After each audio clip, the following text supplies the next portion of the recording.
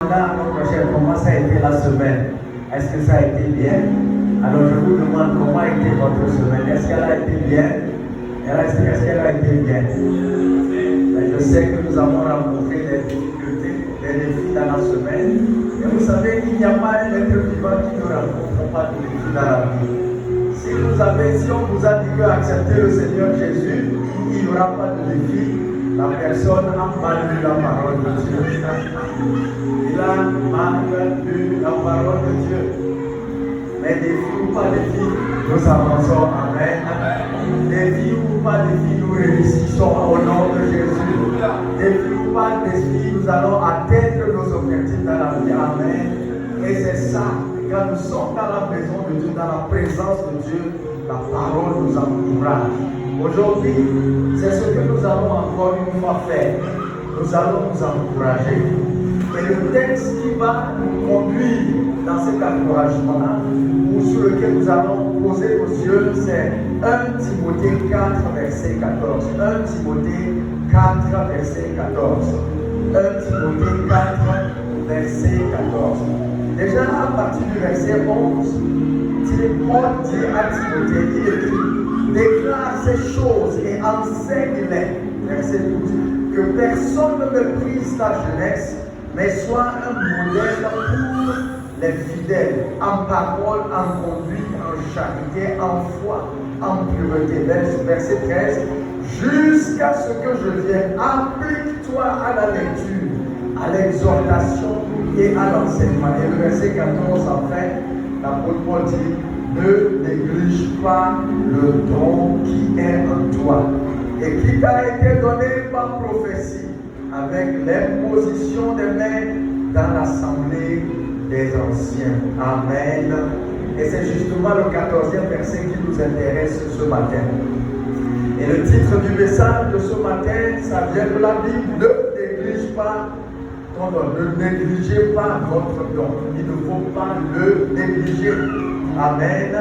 Et le précepte, c'est-à-dire si vous avez tout oublié, ce qu'il faut garder toujours en tête, c'est que activer les dons et les talents que Dieu nous a donnés, les activer, est la source principale de la réussite dans la vie. Activer les dons et les talents que Dieu nous a donnés, activer ces choses-là, c'est la source principale de la réussite dans la vie. Amen.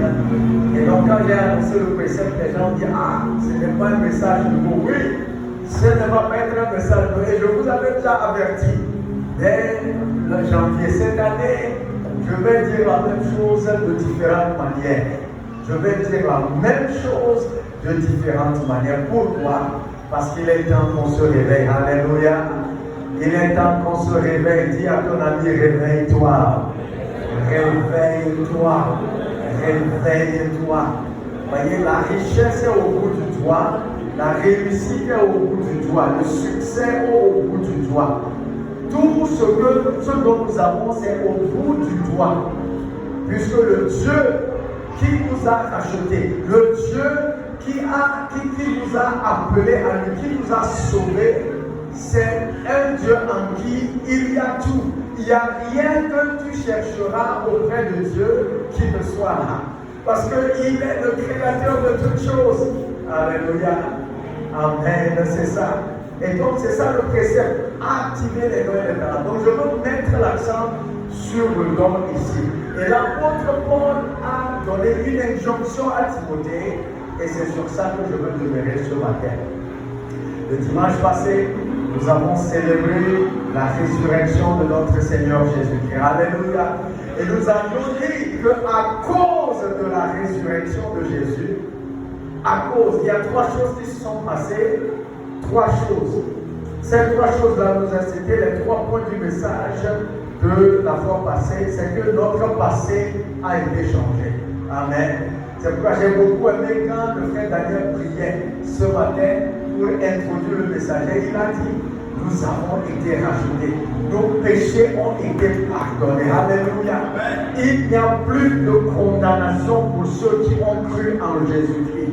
Alléluia.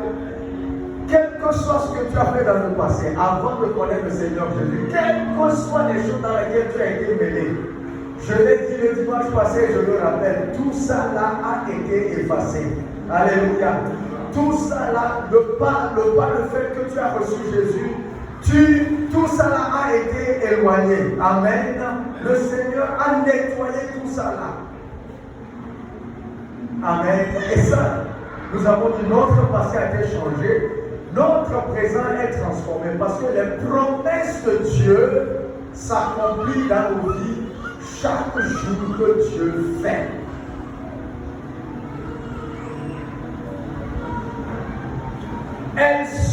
Les promesses de Dieu s'accomplissent. Elles se renouvellent chaque matin. Les bontés de l'Éternel ne sont pas épuisées. Et ça continue, hein? Je crois que je peux appeler Jacqueline, elle va venir chanter ça merveilleusement, mais je ne veux pas appeler son mari. Et vous savez la raison pour laquelle. Amen. Elle va venir chanter ça merveilleusement bien. Le pasteur Jacques a tenté de me convaincre. Je suis un peu convaincu, mais pas encore totalement. En tout cas, sa femme, elle est spéciale. Amen. Les bontés de l'Éternel ne sont pas épuisées. Donc, notre présent est transformé et notre futur est grandi. C'est ce que nous avons dit. Aujourd'hui, nous allons parler de ne pas négliger les dons et les talents que Dieu nous a donnés. Dans le texte que nous venons de lire, il s'agit de Timothée. Paul est en train de parler à Timothée. Et Timothée était un jeune pasteur qui a été posté à Éphèse par Paul pour le ministère. Et Éphèse était une ville riche. Il y avait beaucoup de ressources, beaucoup de bons monuments, de commerce. Il y avait la vie à Éphèse. Donc c'est un endroit où il y avait la haute culture. Alléluia. Et c'est là-bas que Timothée était en train de faire quoi? De faire son ministère. Et donc parce qu'il y avait des cadres et la culture, la haute culture, il fallait que Timothée soit un serviteur de Dieu d'un certain niveau pour pouvoir faire le ministère. Nous n'allons pas en parler ce matin, nous pourrons revenir là-dessus. Alors, et quand il parlait à Timothée, il a dit, Timothée, ne néglige pas le don. Il y a un don spécialement que Timothée avait reçu et Paul lui dit, ne néglige pas le don, ne le néglige pas. Et dans le grec, quand vous le lisez, négliger c'est améléo. Et améléo dans le grec signifie par exemple insouciance par rapport au don, ou bien mépris par rapport au don. En tout cas, le verbe améléo en grec voudrait rappeler, le Paul a utilisé pour rappeler à Timothée que ce que tu as reçu de Dieu, les dons et le talent, et pour lui précisément le don que tu as reçu, tu ne dois pas le négliger. Il ne faut pas le négliger.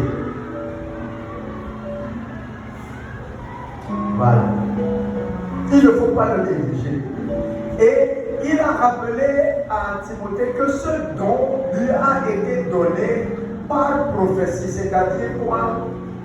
Il y a des prophètes dans l'église qui ont regardé Timothée et qui ont dit, Timothée, Dieu t'a donné ce don particulièrement. Donc, ils ont révélé ça à Timothée et les anciens de l'église, c'était là les premiers dirigeants de l'église, les anciens de l'église ont appelé Timothée et lui ont imposé les mains pour que le don qu'il a reçu de l'Éternel soit un don qui soit pratiqué. Donc il a reçu par révélation le don. S'il y avait des prophètes, les prophètes, c'est les gens qui ont le don de recevoir la connaissance du Seigneur sur quelqu'un dans l'assemblée. Ce n'est pas seulement des gens qui communiquent la parole de Dieu généralement, mais c'est des gens qui reçoivent des révélations sur quelqu'un dans l'assemblée et qui dit Dieu dit ceci. Alléluia. Et donc ils ont vu Timothée, ils ont dit Timothée, Dieu a dit, il a reçu sa part, Dieu a dit que tu as ce don-là. Et les anciens, parce que c'est une autre catégorie de personnes dans l'église. La bonne chose dans l'église de notre Seigneur Jésus-Christ, c'est que il y a toutes les personnes ressources dans l'église. Dans une église où les gens connaissent leurs dons spirituels, ils sont des ressources pour l'église. Vous savez, Dieu n'a pas voulu qu'une seule personne fasse tout dans la maison de Dieu. Dans sa maison. C'est pas comme cela. Parce que l'église n'est pas un parti politique. Vous voyez, Dieu a rassemblé les gens qu'il a sauvés et il leur a donné des dons différemment. Et donc chacun doit savoir le don qu'il a ou les dons qu'il a pour pouvoir maintenant les mettre en pratique. C'est pourquoi nous les pasteurs, nous sommes tellement mécontents quand toi tu viens, tu t'assois et à la fin du tout tu t'en vas. Tu ne fais absolument rien là. Tu es en train de faire quoi? Au lieu pour je veux le dire ça en anglais. Au lieu pour ce n'est pas normal. Donc c'est pas comme ça que Dieu a. Donc nous avons des difficultés pour ceux-là qui viennent chauffer la chaise et partir à la maison. Tu es nourri, tu es béni, c'est vrai. Mais et ton don? Sur qui est-ce que tu as appliqué ton don, le don spirituel que tu as reçu? Le pasteur Jacques nous a aidé à comprendre les dons spirituels parce que nous avons fait une étude, je crois que c'était dans le mois de février, c'est ça. Nous avons fait une étude les mardis sur les dons spirituels. On a vu les dons et les talents en général et nous avons pris chaque don qu'il a expliqué et parlé de comment est-ce qu'on peut reconnaître le don. Mais maintenant, quand on vient à l'étude de le mardi, parce que certains ont fait une activité, une activité améléo, c'est ça. Certains en ont fait une activité améléo, c'est-à-dire on peut négliger ça. Donc on a travaillé là-dessus. Si vous étiez là, vous allez comprendre quand on parle de dons spirituels. Il faut venir, il faut être là. Donc il ne faut pas négliger, c'est ce que Paul dit à Timothée. Et donc le don de Timothée était reconnu publiquement. Et alors quand j'étudiais le texte, je dis, mais pourquoi est-ce que c'est important que l'apôtre Paul revienne là-dessus et dire à Timothée, ne le néglige pas, ce don particulier, ne le néglige pas. Pourquoi? C'est tout simplement parce que c'est le moyen du succès. C'est le mécanisme de succès. C'est ce qui peut amener le succès dans le ministère de Timothée. Et donc tout d'un coup, vous imaginez, si vous avez des dons et des talents qui peuvent vous faire poindre, vous élever et que vous négligez, donc vous êtes en train de bloquer le chemin de succès dans votre vie. Et nous pourrons revenir en parler. Vous savez, quand vous étudiez Joseph, qu'est-ce qui a fait le succès de Joseph dans sa vie? C'est justement les dons qu'il avait. C'est les dons qu'il avait. Et notamment, il avait un don. Et il avait le don de la prophétie. Le don de la prophétie qui faisait il recevait la révélation des choses à venir, quelque chose qui peut se passer sur la vie de toute une nation. Ça ne dépend pas de là où il était, même dans le trou, même dans la prison. C'est le don là qui l'a sorti de la prison. Le don d'interpréter, de donner une explication au rêve. Vous vous rappelez de ça, n'est-ce pas? La femme de Potiphar a voulu le piéger et elle a menti dans son compte. Et les gens ont cru. Les gens ont cru et on a attrapé Joseph, on l'a mis en prison. Quand vous allez en prison, il n'y a plus d'espoir. La prison n'est pas un lieu d'espérance. Parce que vous êtes cloué, vous êtes bloqué. Mais je vous dis, c'est le don là qui a sorti Joseph de la prison dans laquelle il était. Parce que dans la prison où il était, il a côtoyé de grandes personnes qui ont aussi fauté et qu'on a arrêté, on a jeté en prison. Ce matin, ce n'est pour rien que Maliki a parlé de justice et puis Leganos a aussi pensé à la justice. Les gens là sont là pour faire le travail. Et donc, pendant qu'il était là, la Bible nous dit quoi? La Bible nous dit que les chansons du roi, quelqu'un qui était à côté, ou un des responsables, ils ont fait des rêves, ils voulaient savoir. Et donc, ils étaient paniqués par le rêve. Vous connaissez l'histoire. C'est que Joseph a réussi à interpréter le rêve. Et l'interprétation de ces rêves-là, c'est ce qu'il a dit. L'interprétation qu'il a donnée a été juste parce que finalement les gens ont été réinstallés dans leur position. Maintenant, voyez-vous, c'est le roi qui fait un son. Il se lève le matin et il prend panique, il veut savoir ce que ça veut dire. Et il part. Il part. Donc quelqu'un qui était en prison, qui a été restauré, il a dit, mais je connais quelqu'un en prison. C'est pas la magouille qui a sorti Joseph de la prison. C'est son don. C'est son don. C'est son don qui a créé des relations. C'est son don qui a ouvert les portes pour lui. Et finalement, il apparaît devant le roi et il donne l'explication. Et c'est comme ça qu'il devient premier ministre en Égypte. Ne néglige pas. Il ne faut pas faire quoi? Il ne faut pas aimer le don que Dieu t'a donné. Il ne faut pas le négliger.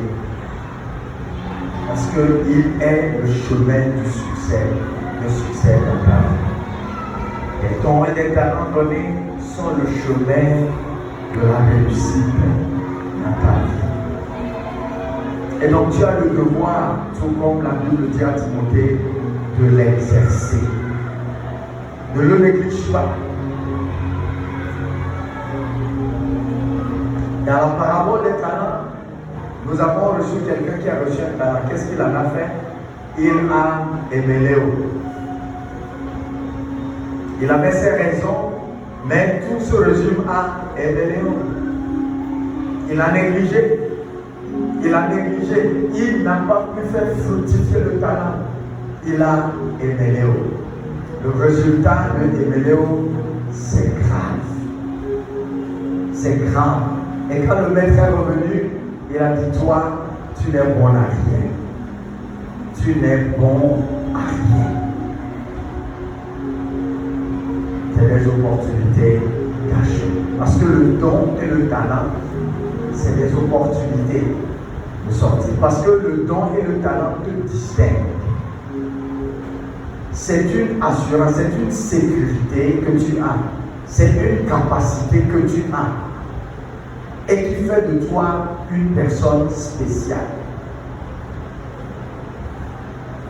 Et vous savez quoi? C'est ce que les gens cherchent. C'est ce que les gens cherchent. Je vous dis, nous sommes nombreux assis dans ce temple, nous avons appris des métiers, nous avons fait des études qui ne correspondent pas au chemin que Dieu a tracé pour nos vies. Absolument pas. Et nous sommes rentrés dedans parce que c'était le moyen de gagner notre pain. Et nous gagnons notre pain. Nous gagnons notre pain. C'est vrai, nous gagnons notre pain. Mais parce que ce n'est pas la voie par excellence, ce n'est pas le don, ce n'est pas le talent. Ça vient avec beaucoup de difficultés, beaucoup de défis. Et nous faisons tout pour rester dedans. Nous faisons tout. Il y a quelqu'un que Dieu a inspiré. Il a vu que vous savez, et nous avons fait cet enseignement dans cette église à un moment donné. Vous savez, il y a juste 2, 3, 4 choses que tu peux faire dans ta vie et le faire très bien. Même quand on te réveille, tu le fais. Et vous savez, les recherches ont démontré que quand tu es dans ce domaine-là, le stress level, quand tu travailles, est bas. Parce que ce travail-là vient avec l'envie de le faire, la disponibilité de le faire. J'imagine que notre frère bien-aimé Benito, c'est le piano. Prenez Benito, là où il est comme ça, soulevez-le, faites-le déchet d'une société de fabrication de plastique. Ok? Vous le déposez là-bas, vous mettez une prado sous lui et vous lui donnez une belle maison. Dans un premier temps, il va jouer. Mais je suis persuadé qu'après 1 à 2 ans, il y aura un piano dans son bureau. Il y aura un piano dans son bureau. Et donc les gens viendront, ils seront dans le bureau en train d'entendre des sons de musique. Et son équipe, tous les managers, les seniors ou les directeurs qui vont venir, venez, nous allons chanter. Les gens vont dire, le directeur là, il est fou. C'est-à-dire qu'on a des choses à faire et c'est le piano qui l'intéresse. Parce que c'est son domaine. Il aura beaucoup de frustration, mais levez-le et mettez-le dans une salle de concert où il y a 5000 personnes et ils doivent maintenant s'asseoir au piano et jouer. Vous imaginez ce qui va se passer dans la salle? Les gens vont ressentir mourir parce que c'est son domaine. Je sais qu'il y a d'autres domaines que Dieu lui a donné. Ne le néglige pas. Ne le néglige pas. Ne néglige pas le don et le talent que Dieu t'a donné. Parce que c'est là où tu vas trouver la joie de travailler. C'est là où tu vas devenir quelqu'un de spécial. C'est là. Vous savez, je suis à quelques années quelques semaines au mois de ma retraite. Et je suis en train de voir ce qui me plaît tous les jours de la semaine, tous les jours du mois et toutes les années. Et donc, quand je vais finir la scène là-bas, je vais aller. Certainement, il n'y a pas beaucoup d'argent là-bas, mais c'est là-bas que je veux aller. Pourquoi? Parce que ça va me rajeunir. Et vous allez dire, oh, John ne vieillit jamais. Je ne veux pas vieillir. Je ne veux pas vieillir. Parce que je sais, finalement, je suis arrivé à un niveau où je sais les 2 ou 3 choses que je peux faire sans difficulté dans ma vie. Je peux faire matin, midi, soir et avec choix. Il ne s'agira pas d'un grand budget, d'un grand salaire, mais that is what I love to do. Est-ce que tu le connais? Est-ce que tu sais ce qui est spécial pour toi dans ta vie? Je reconnais, tu dois chercher de l'argent, tu dois prendre soin des besoins, je le reconnais. Mais à un moment donné de ta vie, il faut que tu te positionnes là-bas. Parce que tu es un spécialiste. Vous savez, la vie n'est pas que amasser de l'argent. La vie n'est pas que avoir des titres. La vie n'est pas que avoir plein de ressources dans le monde. La vie n'est pas ça. La vie est être épargné à l'intérieur. C'est-à-dire sentir la joie, la paix à l'intérieur. Et être épanoui intérieurement. Cherche le don que Dieu t'a donné. Qu'il y ait des prophètes dans cette église qui s'élèvent et qui identifient des choses. C'est pourquoi nous enseignons sur les dons spirituels. Que Dieu révèle des choses à des gens. Que le Seigneur amène des gens qui exhortent, des gens qui peuvent te regarder quand tu es complètement déprimé et qui te placent 2 ou 3 phrases et tu renais. Quand tu es complètement abattu, tu te relèves. Que le Seigneur amène des gens qui ont la sagesse dans le cœur. Quand tu exprimes, tu narres ce qui se passe, ils vont te dire, bien-aimé, voici ce qui est en train de se passer. Que le Seigneur amène des gens dans cette église qui peuvent exercer leurs dons et leurs talents. Et je te recommande d'aller exercer ton don et ton talent partout. Le don de talent que tu as, que tu puisses l'exercer partout où tu es. Alléluia. Ne le néglige pas, ne le émêlez pas. Ne émêlez pas ce que Dieu nous a donné. Et Paul rappelle cela. Alors, ce matin, je voudrais te demander, de reconnaître ton don et tes talents, de faire un effort pour identifier ça. Deuxièmement, je veux t'encourager à exercer. Commence par le mettre en pratique. Dans ta maison, dans ton service. Vous savez, j'ai visité beaucoup de bureaux. J'ai dirigé beaucoup de bureaux. Je me suis rendu compte que ce n'est pas souvent ceux-là qui font les titres, qui n'aiment pas dans leur main. Ce n'est pas eux qui sont plus influents dans le bureau. Ils sont influents tout simplement parce qu'ils ont le titre. C'est une influence de titre qu'ils ont. Mais dans chaque bureau, si vous avez dirigé le bureau, vous allez constater qu'il y a des gens qui n'ont pas de titre. Mais ils ont une influence profonde sur le staff qui est sous vous. Et dans les moments de difficulté, vous cherchez conseil, dans les moments de quelque chose, c'est vers cette personne-là que les gens vont aller.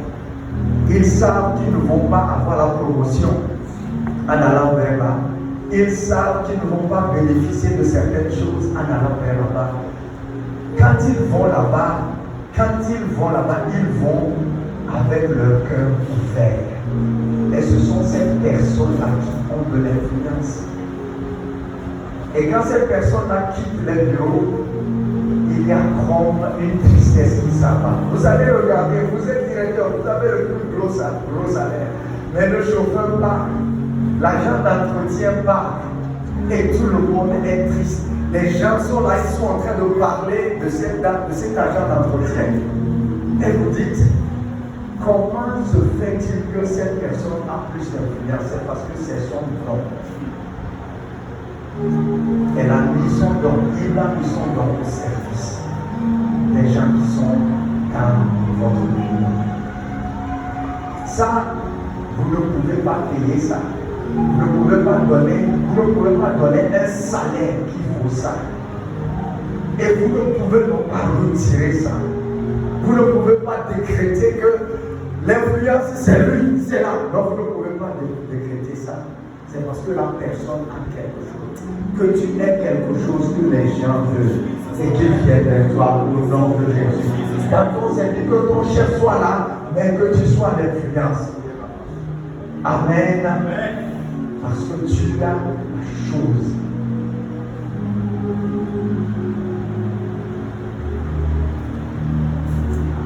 Et c'est ce que Timothée avait. Paul dit, ne néglige pas. Ne vous laissez pas décourager par des gens qui ne connaissent pas votre valeur, qui ne reconnaissent pas votre nom. Ne vous laissez pas décourager. Et il faut encourager les autres. Vous savez ce que je veux à Éliva, ce que nous voulons, c'est que nous soyons une famille. Et que dans cette famille-là, que nous soyons liés les uns aux autres.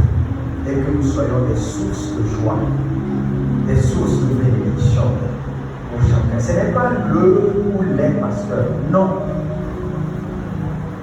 Il faudrait qu'il y ait des choses qui se passent dans l'assemblée. La plupart du temps, quand les gens sont touchés par vous, les pasteurs découvrent ça par après. Moi, il y a des gens qui font des choses dans cette église, je découvre ça par après. Peut-être un jour, avec mon